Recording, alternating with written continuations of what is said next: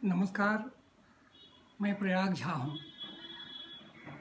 पिछले कुछ दिनों में एक विवाह समारोह में शामिल होने का अवसर मिला। शहर के एक गणमान्य व्यक्ति की पुत्री का विवाह था। उसका आयोजन बहुत विस्तार से हुआ था। मुझे भी निमंत्रण था। विवाह समारोह उनके अपने भवन के परिसर में ही था। भवन बहुत विशाल था। चारों तरफ खाली ज़मीन थी जिस पर सजावट की गई थी। बीच में विवाह का मंडप बनाया गया था। परिसर में चारों तरफ अनेक सुभाषित संस्कृत के लिखे गए थे। व्यवस्था बहुत अच्छी थी। बीच में विवाह मंडप के सामने एक पट्टी पर वर वधू के नाम लिखे हुए थे। वधू के नाम में लिखने में अशुद्धि हुई थी। मेरे साथ उस परिवार के एक व्यक्ति थे। मैंने उनसे पूछा कि इतनी अच्छी व्यवस्था में यह अशुद्धि कैसे हो गई। उन्होंने कहा कि नहीं, अशुद्धि नहीं है। इसको लिखने का काम किसी विद्वान व्यक्ति ने किया है और वधू की माता ने स्वयं इसका ध्यान रखा है, इसलिए नाम जैसा है वैसा ही लिखा हुआ है, अशुद्धि नहीं है। मैंने उनसे पूछा कि आपको पता है कि जाह्नवी किसका नाम है? कोई महापुरुष, कोई देवी देवता, कोई इतिहास के कोई व्यक्ति, ऐसा कुछ पता है आपको? उन्होंने कहा कि नहीं, मुझे जानकारी नहीं है। मेरे मन में बात आई कि जाह्नवी बड़ा उत्तम शब्द है और हिंदू लोगों ने अपनी लड़कियों का नाम देवियों के नाम पर रखना आरंभ कर दिया है। ये बड़ी प्रशंसनीय स्थिति है। नहीं तो पाश्चात्य सभ्यता के प्रभाव से लोग डॉली डेजी ही नाम रखते थे अपनी लड़कियों का। मैंने सोचा कि यह शंका शायद अन्य लोगों के मन में भी हो कि जाह्नवी का लिखने का सही तरीका क्या है, कैसे लिखा जाए उसको। कई लोग कहते हैं जाह्नवी, कुछ लोग कहते हैं जाह्नवी।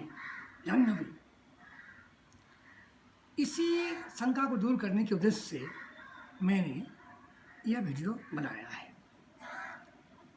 हम सब जानते हैं कि राम इक्ष्वाकु वंश में उत्पन्न हुए थे। राम को युवावस्था में ही, लगभग 15 वर्ष की आयु में ही विश्वामित्र अपने आश्रम ले गए लक्ष्मण सहित। दशरथ इस बात के लिए तैयार नहीं थे, लेकिन विश्वामित्र के भय से उन्होंने राजकुमारों को जाने दिया। विश्वामित्र जी यज्ञ कर रहे थे। वो खुद बहुत योद्धा थे, बड़े राजा भी रह चुके थे और ऋषि भी थे। वह अनेक अस्त्र का आविष्कार कर रहे थे यज्ञों के माध्यम से, लेकिन यज्ञ करते समय राक्षस विघ्न डालते थे, यज्ञ भूमि को अपवित्र कर देते थे। सभी चाहते थे कि ऐसे राजकुमार शक्तिशाली वहाँ रहें जो यज्ञ की रक्षा करें। उसमें उनको राम और लक्ष्मण से अधिक उपयुक्त कोई राजकुमार दिखे नहीं। लेकिन विश्वामित्र को यह भी मालूम था कि ये दो राजकुमार साधारण राजकुमार नहीं हैं। इनको भविष्य में बड़ा उत्तरदायित्व संभालना है, इसलिए वह इन दोनों को उस काम के लिए तैयार भी कर रहे थे। दिन भर यज्ञ करते, राजकुमार उनकी रक्षा करते। संध्या समय भोजन के पश्चात गुरु राजकुमारों को कथा सुनाते। एक दिन उन्होंने राम से कहा कि राम, तुम खुद ही बहुत उत्कृष्ट व्यक्ति हो, तुम्हारे पिताजी बहुत बड़े हैं, लेकिन तुमको पता है क्या कि तुम्हारे पूर्वज और भी बड़े बड़े थे, बड़े महान थे वे लोग। तुमको एक कहानी सुनाता हूँ मैं आज, ध्यानपूर्वक सुनो। राम को बड़ी उत्सुकता हुई। कि हमारे पूर्वज कौन थे जो बड़े थे, आप अवश्य सुनाएं। दोनों भाई बैठे रहे, ऋषि की सेवा करते रहे और इसने उन्हें कहानी सुनाई। कहानी में सगर मुख्य पात्र हैं। सगर राम के पूर्वज थे, बड़े महान राजा थे। अयोध्या उनकी राजधानी थी। उनकी 2 रानियाँ थीं। एक का नाम था केसनी, जो नागपुर के राज परिवार से आती थी। दूसरी राजकुमारी थी सुमति, जो अरिष्टनेमि की पुत्री थी। अरिष्टनेमि अर्थात कश्यप, और पक्षिया गरुड़ उनके भाई थे। इस तरह दोनों महारानियाँ उच्च कुल से आई हुई थी। लेकिन राजा का दुख ये था कि उनकी संतान नहीं थी, उम्र बढ़ रही थी। राजा ने रानियों से विमर्श कर हिमालय जाकर तपस्या करने का निर्णय लिया। तीनों निकल पड़े। भृगु प्रश्रवण नाम की जगह पर हिमालय में उन्होंने तपस्या शुरू की। अनेक वर्षों तक तपस्या करने के बाद भृगु प्रसन्न हुए और उन्होंने पूछा कि आपका मनोरथ क्या है, किस बात के लिए आप इतनी कठिन तपस्या कर रहे हैं। राजा सगर ने कहा कि महर्षि, मेरे पुत्र नहीं है। महर्षि ने सोच विचार कर कहा कि हमारे पास 2 वरदान हैं आपके लिए। एक वरदान में ऐसा है कि महारानी को एक पुत्र होगा जो वंश चलाएगा।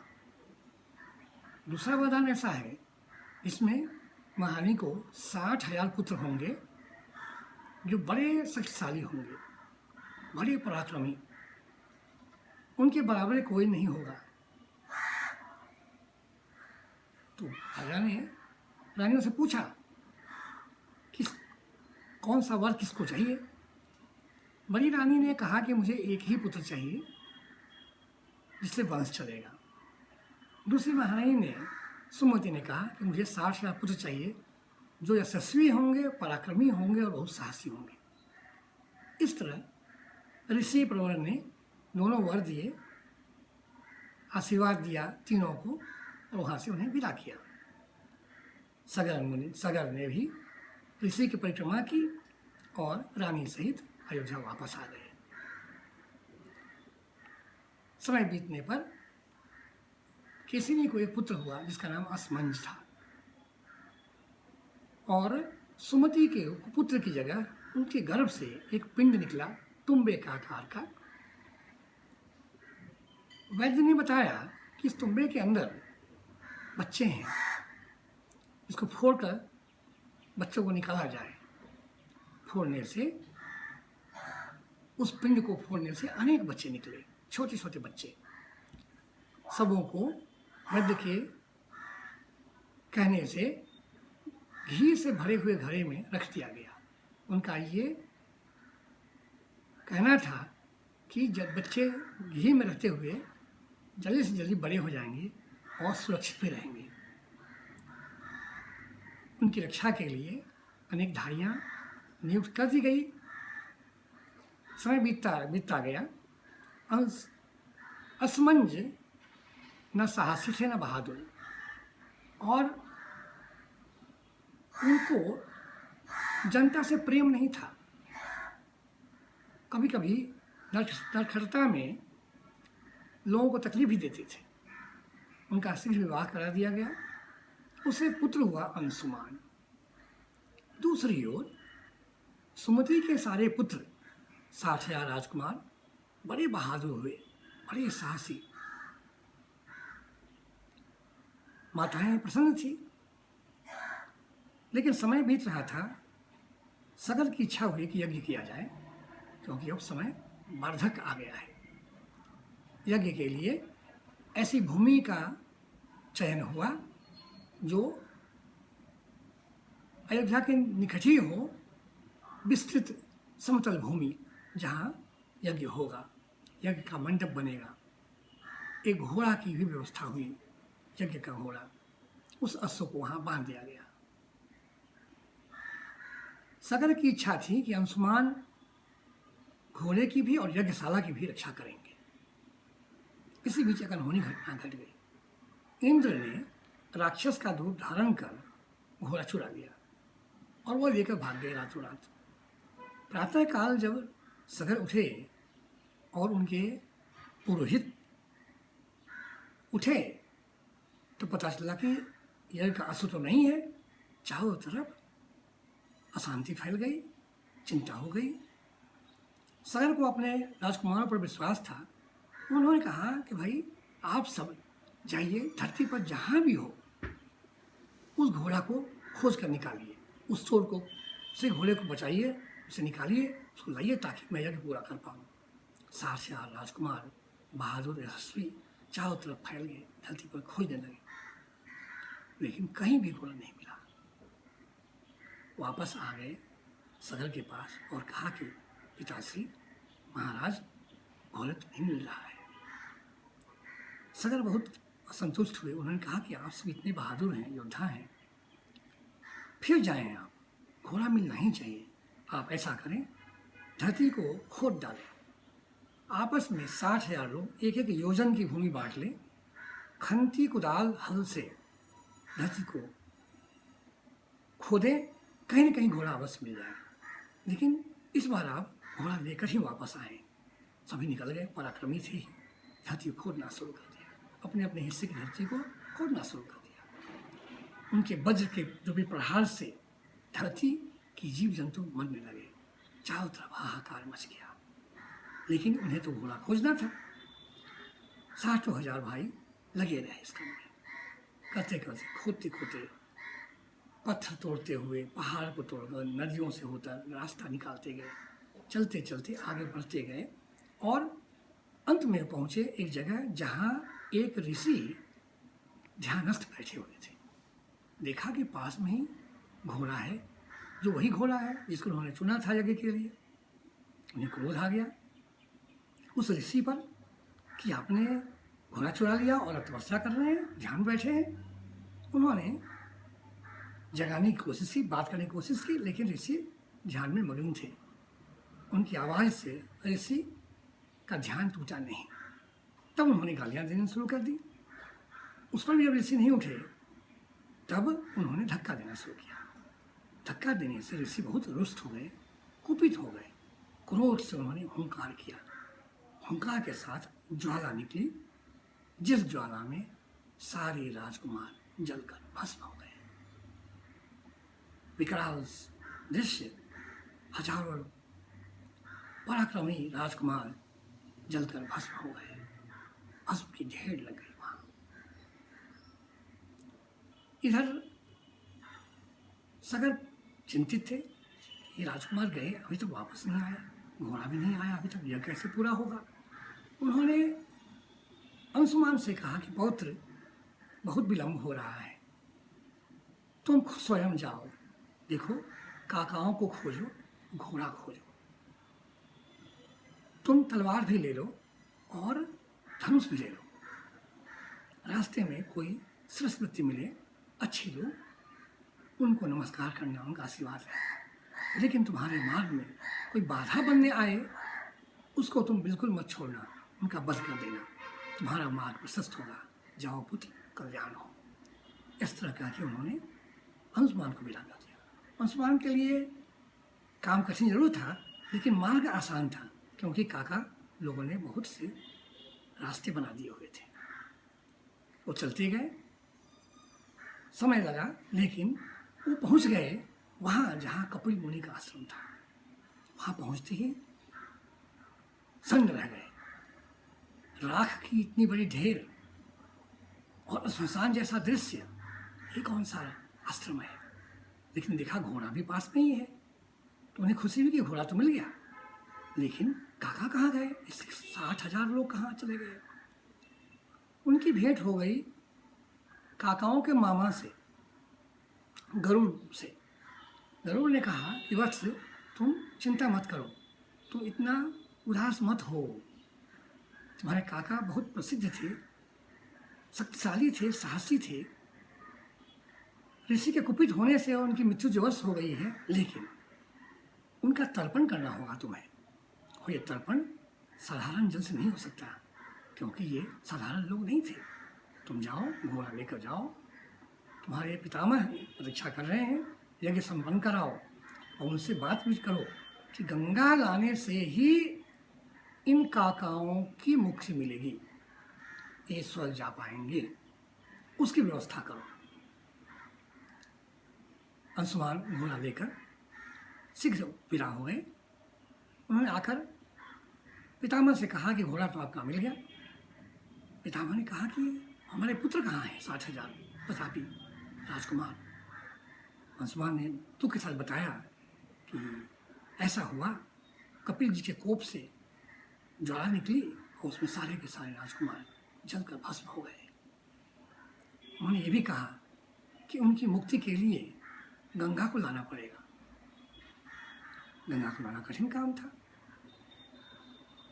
तुरंत कोई रास्ता संभव नहीं था।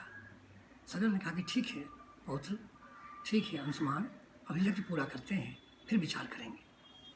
इस तरह यज्ञ काम शुरू हो गया। सारे उपाध्याय जारी कर रहे थे, सब मिलकर यज्ञ संपन्न कराया। बहुत भव्य ढंग से, बहुत नियम पूर्वक यज्ञ पूरा हो गया।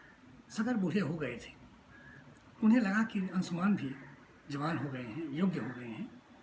उन्होंने अंशुमान को राज्य सौंप दिया और उनसे विदा लेकर हिमालय चले गए तपस्या करने के लिए, संन्यास लेकर।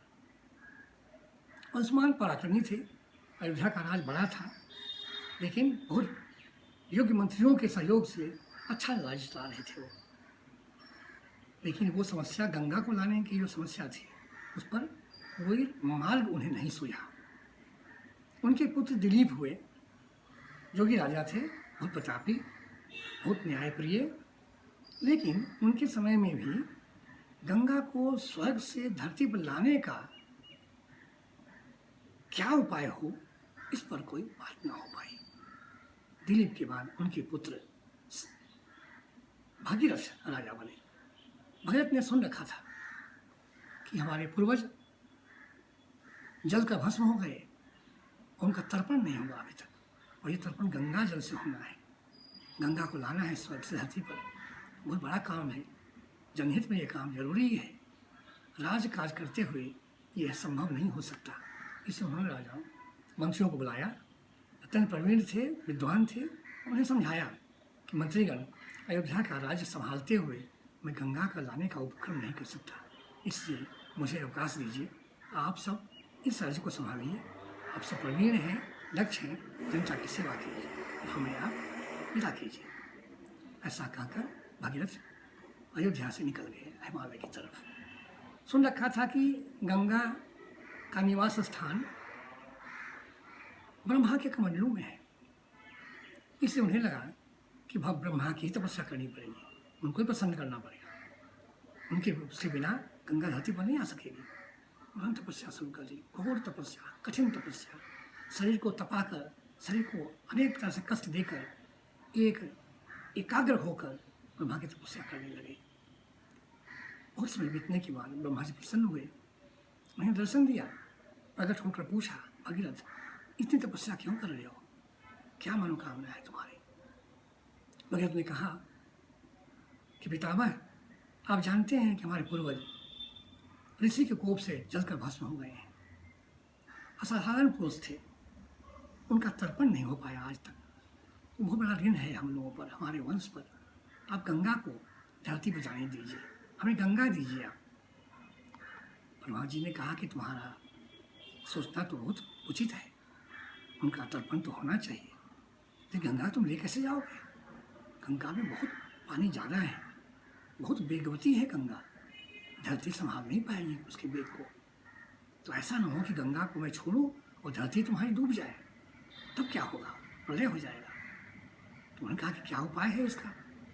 ब्रह्मा जी ने समझाया कि गंगा के जल को संभालने की शक्ति केवल महादेव में है।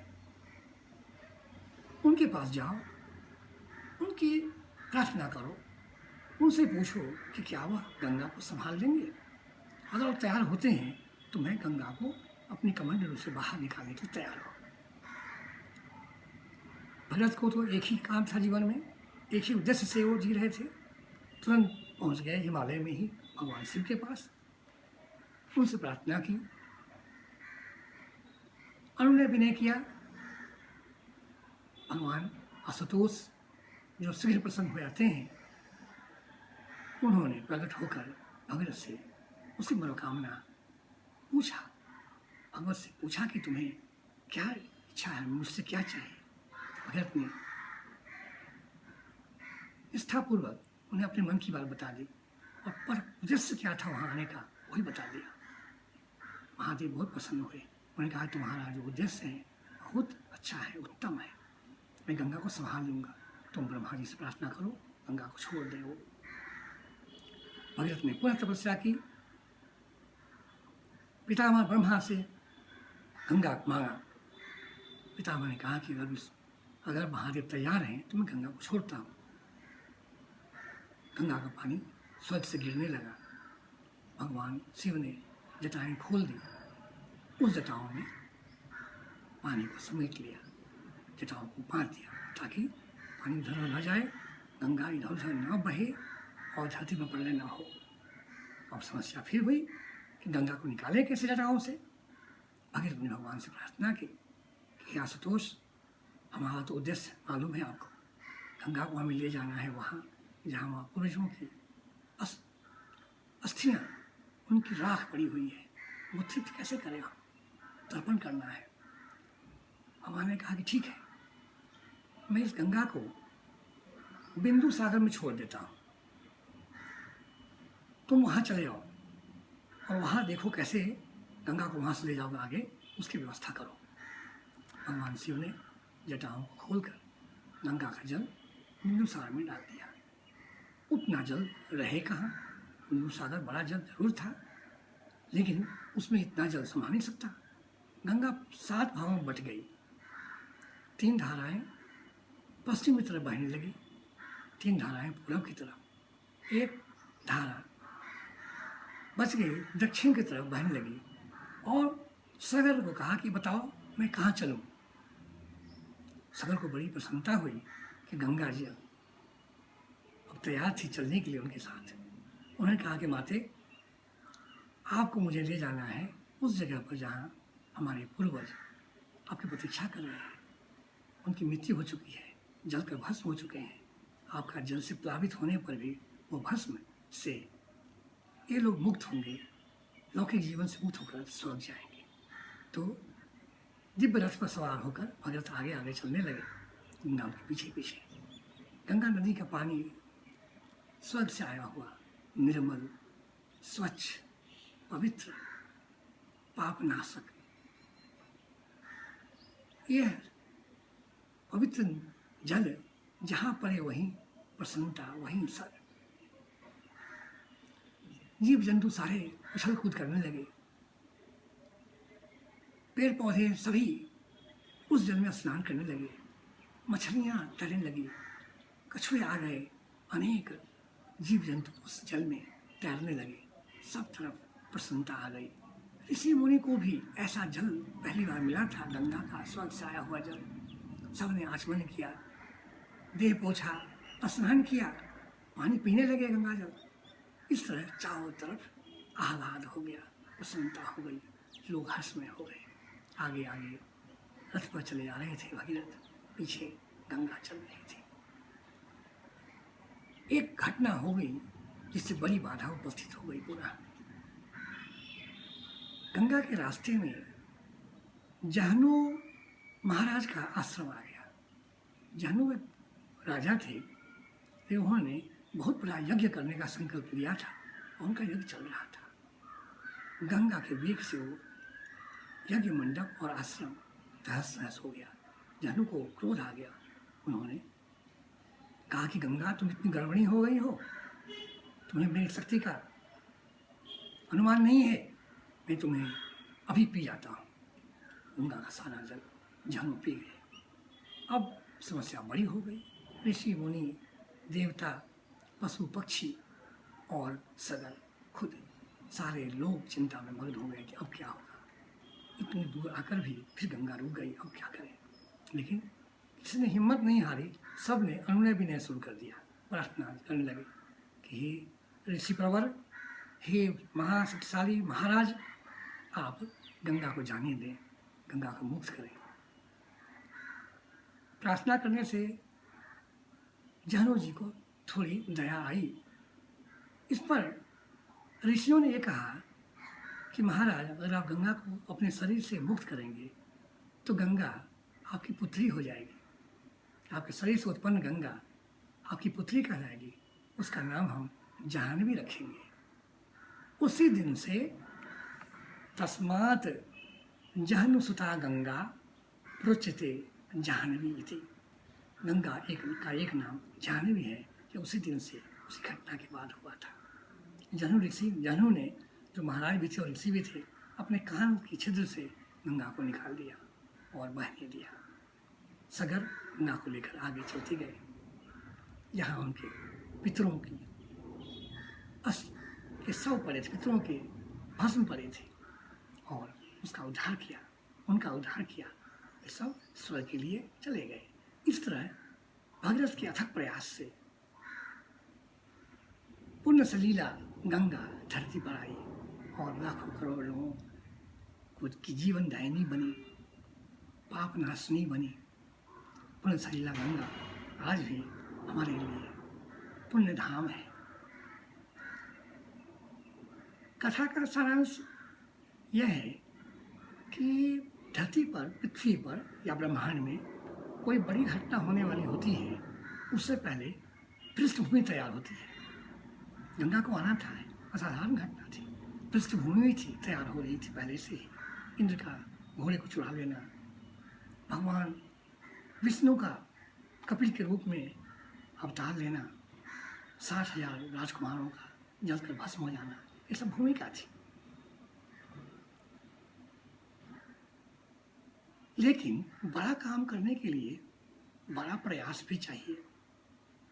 हर व्यक्ति में ये प्रयास करने की क्षमता नहीं होती है, त्याग करने की भावना नहीं आती है।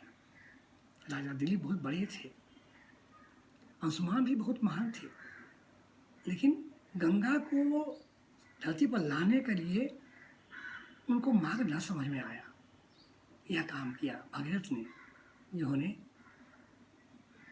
अद्वितीय त्याग किया, राज्य का सुख युवावस्था में ही छोड़ दिया और पूर्वजों के ऋण से मुक्त होने की अपनी इच्छा को पूर्ण करने के लिए तपस्या कर निकल गए। उनका त्याग अद्वितीय है, लेकिन उनका कृतित्व भी उतना ही महान है। गंगा को धरती पर लाने में कामयाब हो गए, सफल हो गए। तो बड़ा काम बड़े प्रयास से होता है, उसके लिए संकल्प शक्ति चाहिए, अधिक संकल्प शक्ति और त्याग की भावना चाहिए, और सबसे ऊपर परोपकार की भावना से ही बड़ा काम करना चाहिए। वही सबसे पुण्य का काम है। मैंने बता दिया जाह्नवी शब्द का लिखने का ठीक तरीका क्या है। जो में आग और हो आधा हो नौ और वी वो में दीर्घ ई, यह सही है लिखना। जो जाह्नवी कहते हैं वह उचित नहीं है। जाह्नवी नाम है गंगा का, जहनु ऋषि के नाम से यह शब्द निकाला गया है, इसलिए ये जाह्नवी है। नमस्कार, धन्यवाद।